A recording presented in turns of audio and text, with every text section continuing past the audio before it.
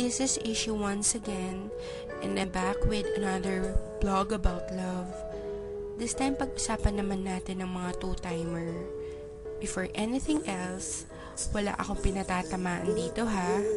Ito yung kadalasan lang naman nangyayari. Reality kumbaga. Masarap mag two-time, di ba?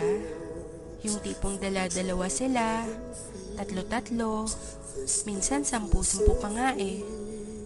Pero minsan naisip ba natin kung anong epekto nito sa mga nasasaktan natin? Masarap mag two-time. Pag natapos ka sa isa, lilipat ka naman sa isa. Tapos sa iba naman hanggang sa magsawa ka. Tapos iiwan mo lang. Kasi may nakita kang mas gwapo o mas maganda sa kanya.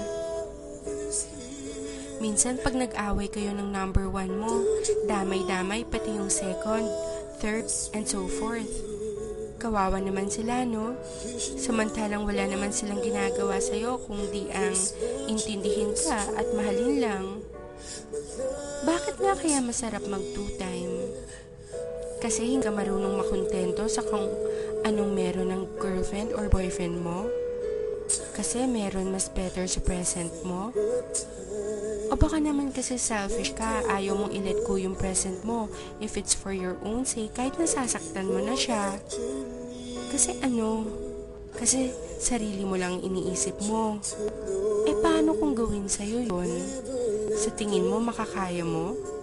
Sa tingin mo okay lang sa'yo? Di ba masakit din? Tsaka, saka mo malalaman na mahal mo pala talaga siya pag may mahal na siyang iba. Pag hindi na ikaw ang mahal niya. Guys, masarap pagmahal at mahalin. Sana lang, marunong tayong makontento sa ibinigay sa atin. Tayo-tayo na nga lang ang nagkakaintindihan. Tapos tayo-tayo pa ang nagtataluhan. Guys, wake up. Mahalin yung mga girlfriends, boyfriends nyo. Be loyal. Sorry sa mga natatamaan ko. Ginigising ko lang kayo sa matagal niyong pagkakatulog. Baka kasi paggising niyo, wala na yung taong nagmamahal sa inyo ng totoo.